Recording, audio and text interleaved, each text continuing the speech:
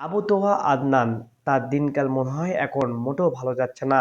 গেল কিছুদিন আগে সমালোচনার মুখে পড়েছিলেন তিনি, যদিও তা সমঝোতা আসার পরে আবারও অভিযোগ করেছে তার স্ত্রী।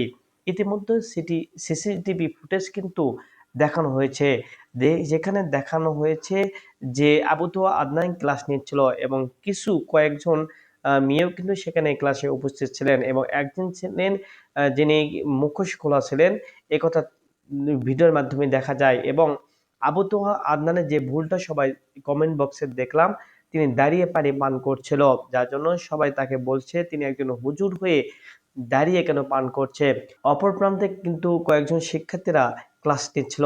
এই ভিডিওটা পাঠিয়েছেন নাকি তার স্ত্রী, তবে সমালোচনার মুখে তাকে সবচেয়ে বেশি পড়তে হচ্ছে সামাজিক যোগাযোগ মাধ্যমে। অথচ তার যারা ভক্ত রয়েছে তারা বলছে এটা এমন মহামারী কিছু না, এটা ক্লাস নিচ্ছে বা পর্দার বিষয় যেটা বলা হচ্ছে যে মুখোশ খোলা রাখতেও পারবে। ইসলামে এমনটাও নাকি বলা হয়েছে, কমেন্ট বক্সে এমন ভক্তদেরকেও দেখা গিয়েছে।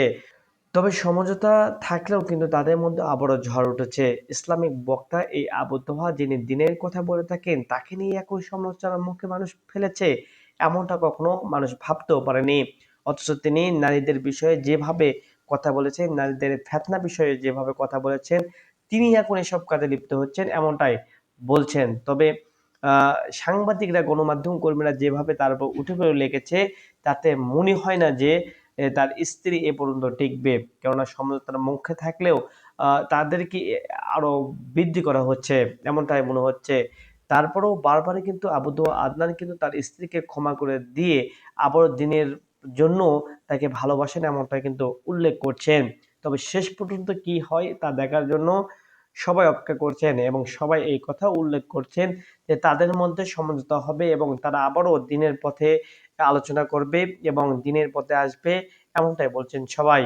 তবে তার ভক্ত অনুসারীরা বলছেন আবু তোহা আদনানকে নিয়ে যে ভাবে সমালোচনা করা হচ্ছে, মোটেও সেরকম মানুষ তিনি না এবং তাকে বিশ্বাস করার মতো একজন মানুষ